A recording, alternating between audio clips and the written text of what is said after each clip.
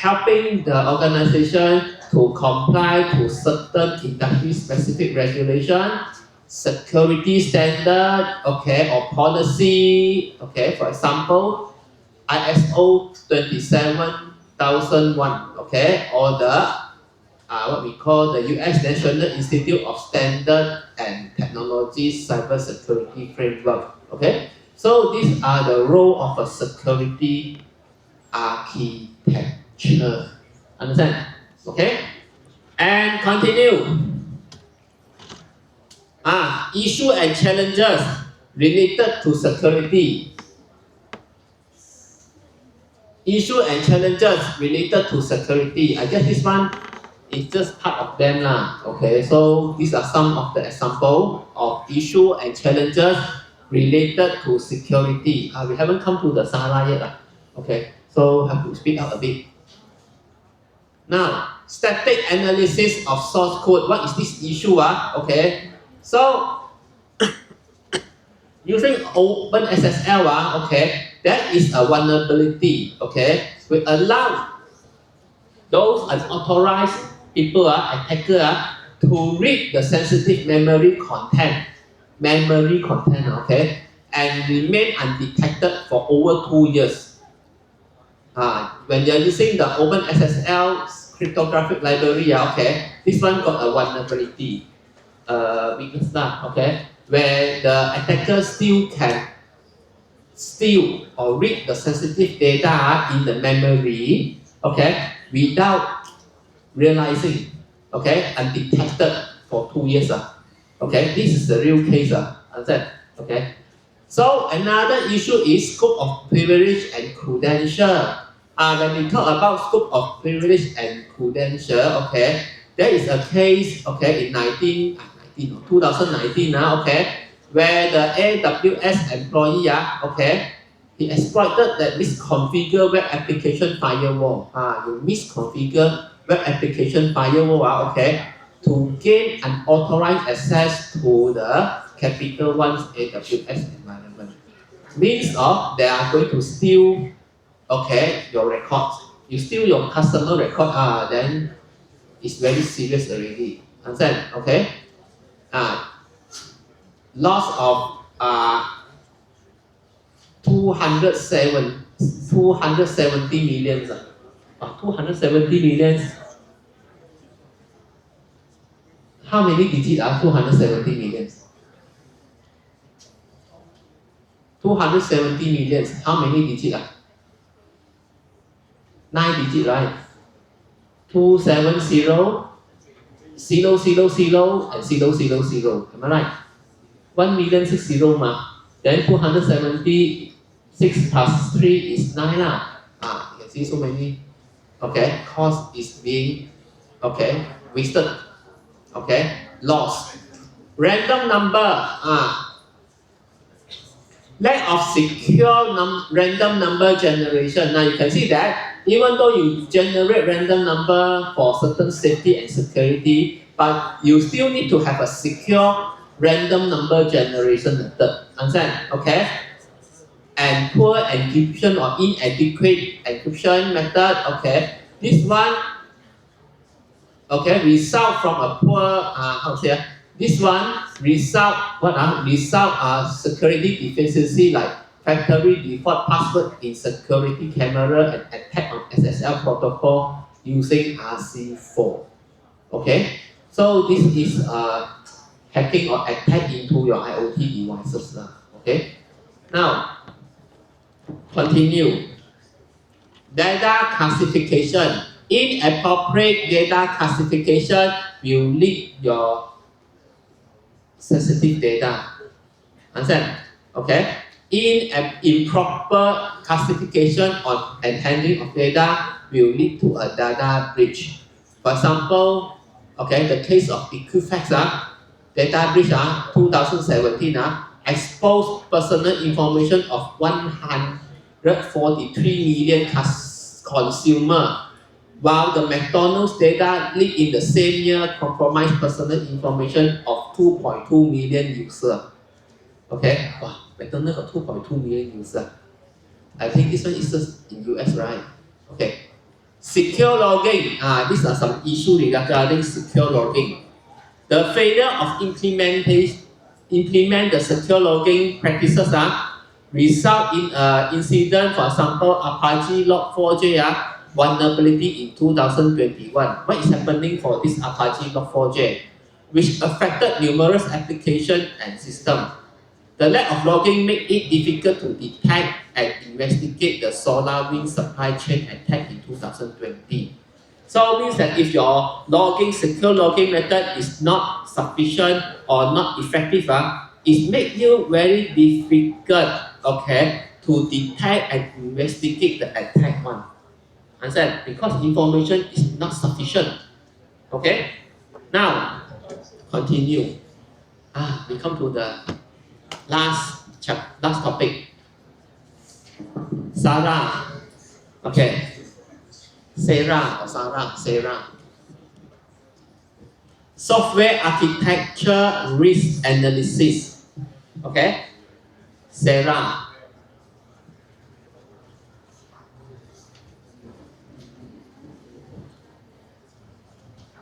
Okay, are you ready?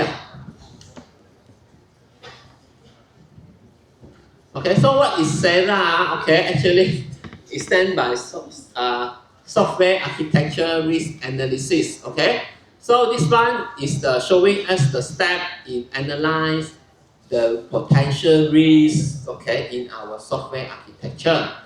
So that is very challenging, especially nowadays the technology is so advanced. Okay, somehow advanced technology, okay, they may have a new form of attack or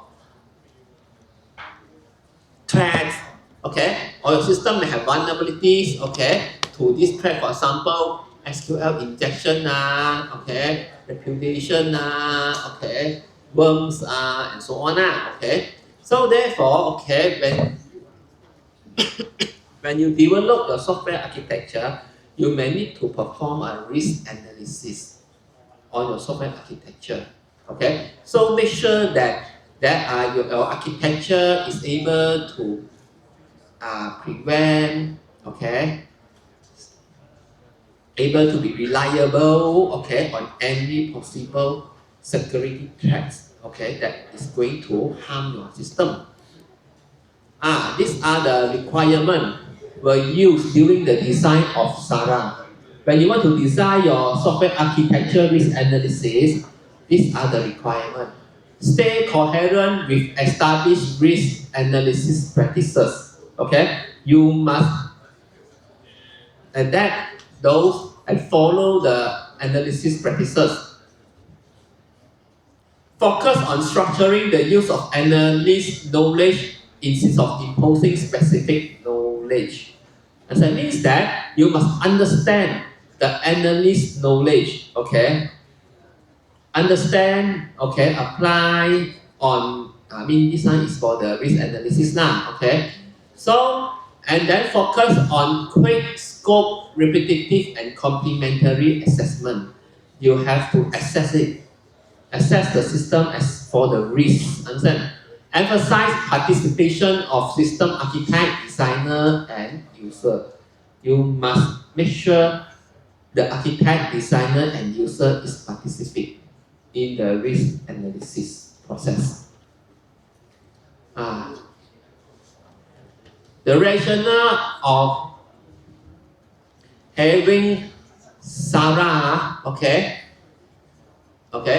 is to evaluate your system architecture in terms of risk, threats, vulnerabilities, okay, so that you can apply any mitigation method, okay, or prevention method, okay, intended for this identified vulnerabilities or threats, okay.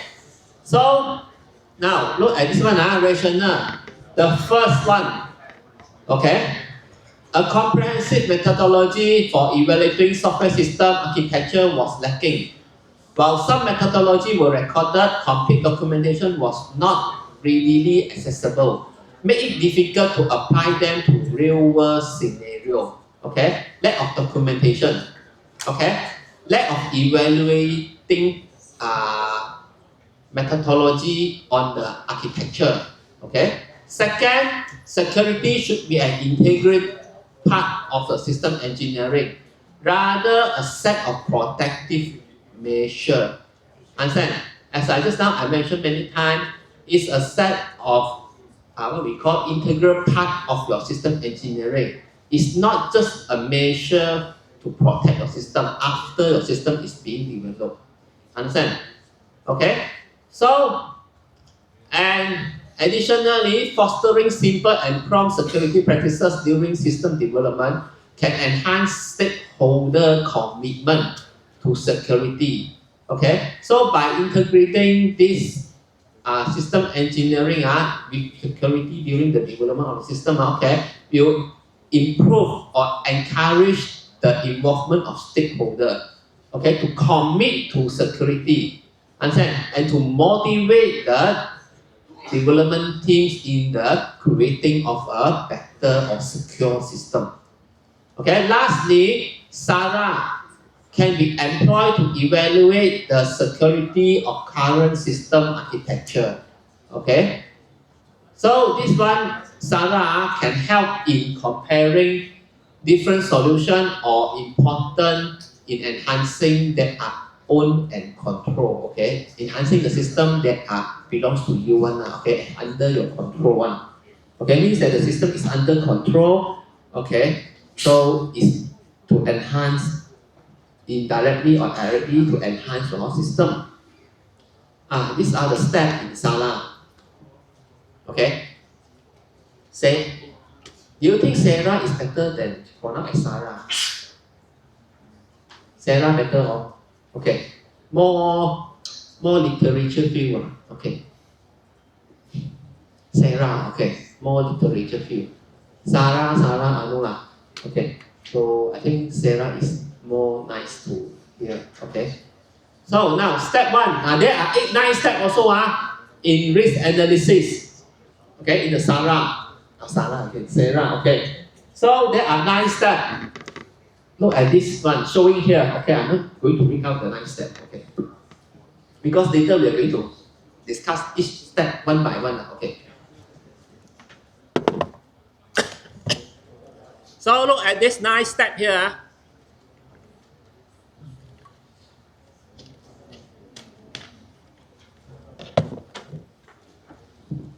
Okay, now start with the first step. System component characterization. What is required in this step? All the architecture documentation. Okay, what you are going to do in this step? Look at the sentence there lah. Okay, so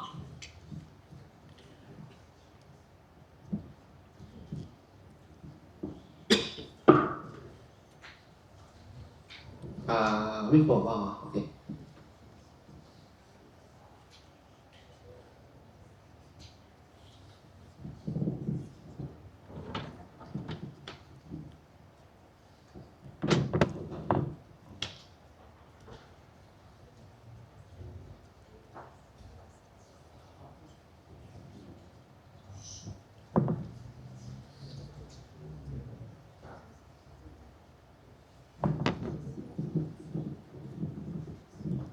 I guess after this lecture, I'm going to have a very serious sore throat already.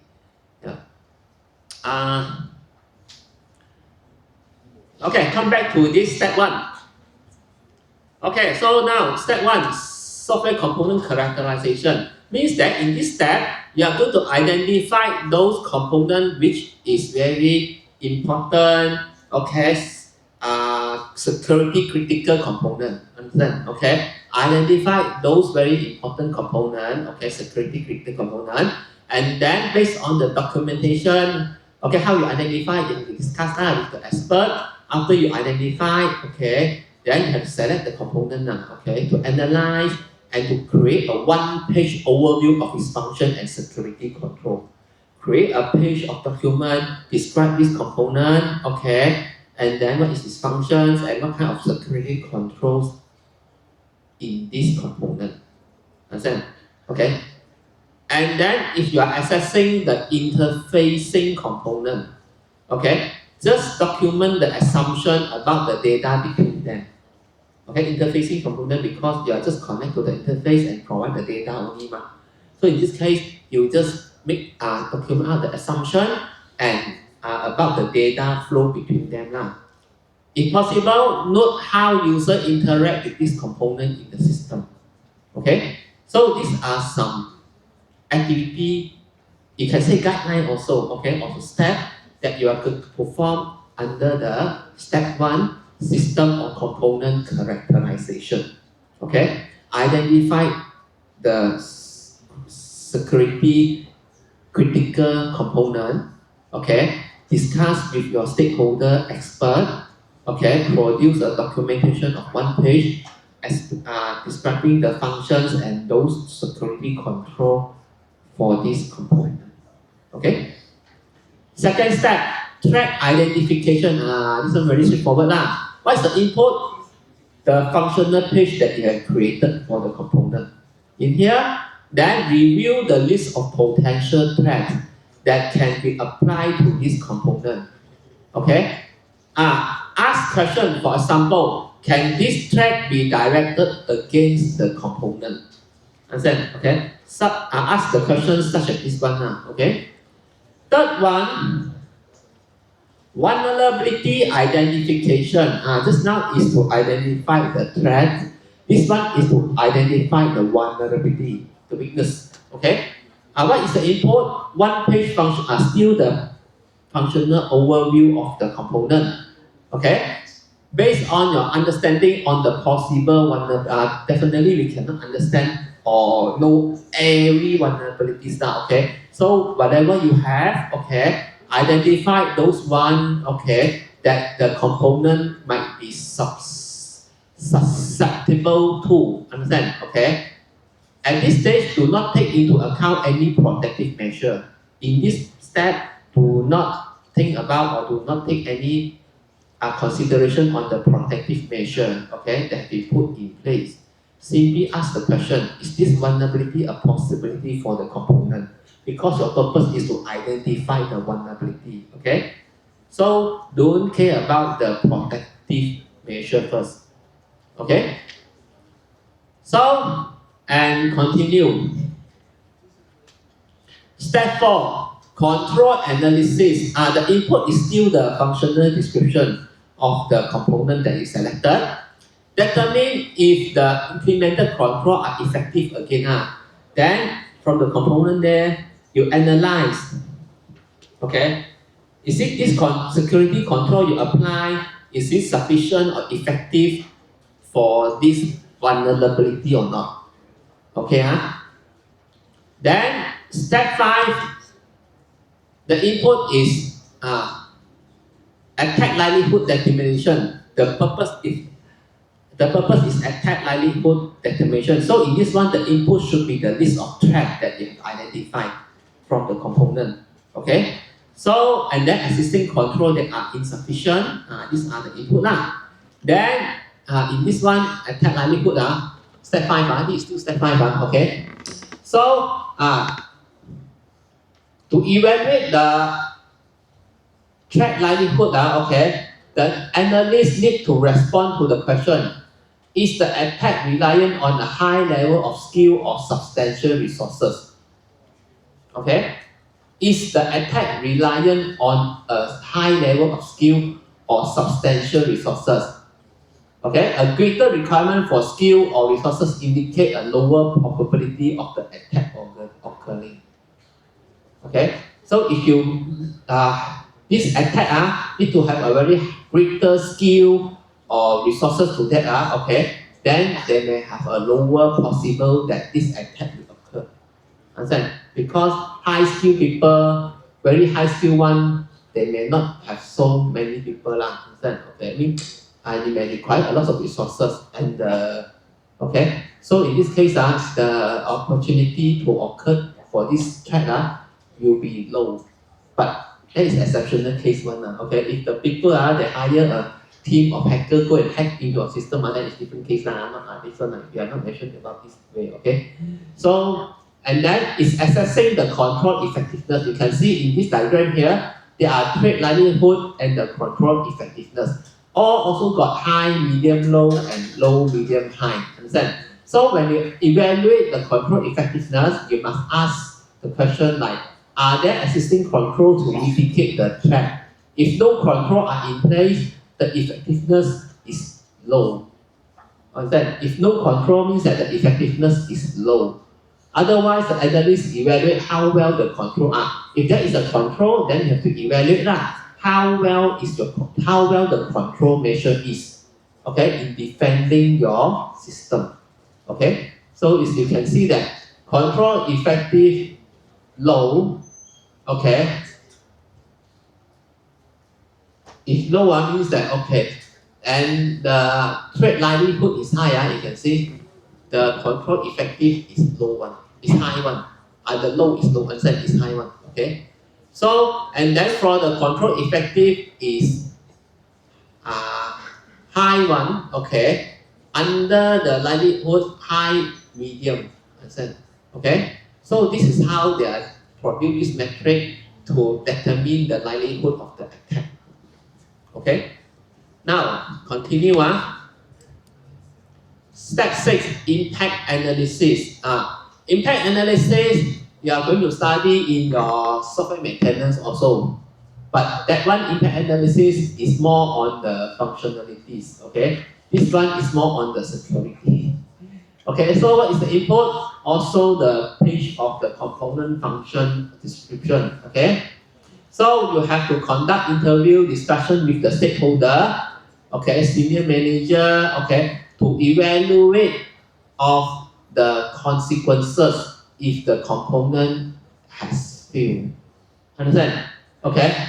Means that the consequences inclusive of the impact, how severe the impact is. Okay? The impact will affect which area of the system.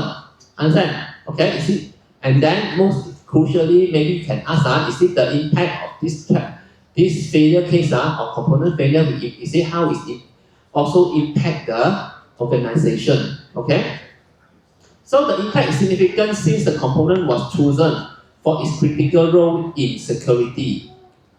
Because the component you chosen here is the component which is security critical one. Okay, so therefore the impact is very significant. Okay, so therefore you need to really spend some time to discuss with the stakeholder to verify the potential impact. Okay, continue. Risk determination. Just now is threat, now is the risk. Okay, now you can see that the input is the likelihood of the attack, magnitude of potential impact. Okay, so magnitude of potential impact means that how far or how serious the impact is going to affect. Okay, the failure you're going to affect your system. As you can see that impact also high, impact magnitude high, medium, low, attack likelihood high, medium, low also. Okay, so for a low likelihood attack and then impact magnitude is low one means that this one the risk is low Understand? Okay, low attack likelihood, low impact magnitude, the risk is low Understand? Okay, so for high attack likelihood, okay, but low impact magnitude, the risk is medium. You see that? Okay, for high attack likelihood with high impact magnitude, definitely the risk is high. You see that? Understand? Okay. Okay, now we come to the step 8. Risk level for each potential attack. So you have to rank the risk level for different attacks. Okay. So according to the cost-benefit ratio of their mitigation. Okay, based on their cost-benefit ratio of their mitigation. Okay, so now look at this one, the second line. It's advisable to recommend new control and adjustment to component to either eliminate or reduce its risk. A mitigation strategy can be suggested by addressing the proposed solution in the sequence of their associate level of risk. Okay, each different level, then maybe you have different mitigation strategy. Step 9, document. Okay, documentation. Documentation the result of your SARA. Okay, SARA. Input is all those the component page, the threat identifier, the risk level, the recommended control, everything. Okay, is the input. Then for this step, document create a report to explain the component, identify the threat, risk level, and the control that provided. Okay, so and also together with your mitigation plan. So this is what you need to record it down. Okay, so it may be surprisingly to find low risk recorded in the final document.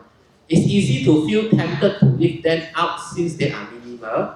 However, it's essential to including them in the report to clarify why these risks are considered low. Now, look at this sentence here, very important one. Even though some risk is very low, then you still need to document up. Don't just leave it alone. Understand? You have to record it down in your document. Understand? Okay?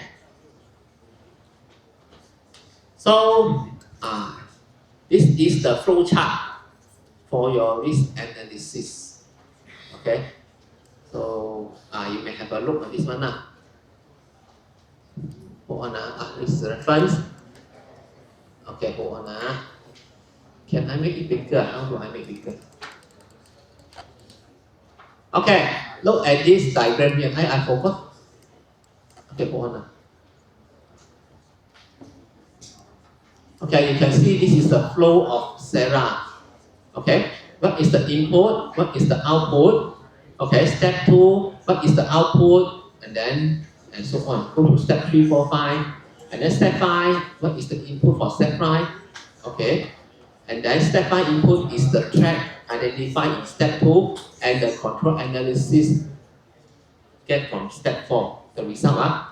And then I can see follow the flow here.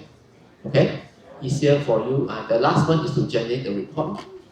Okay, so these are the what we call these are the risk SARA, the flow of the SARA. Okay.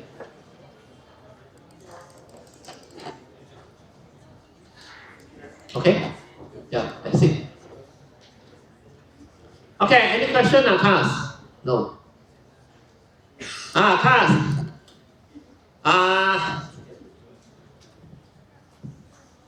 For those who are under my tutorial group, okay.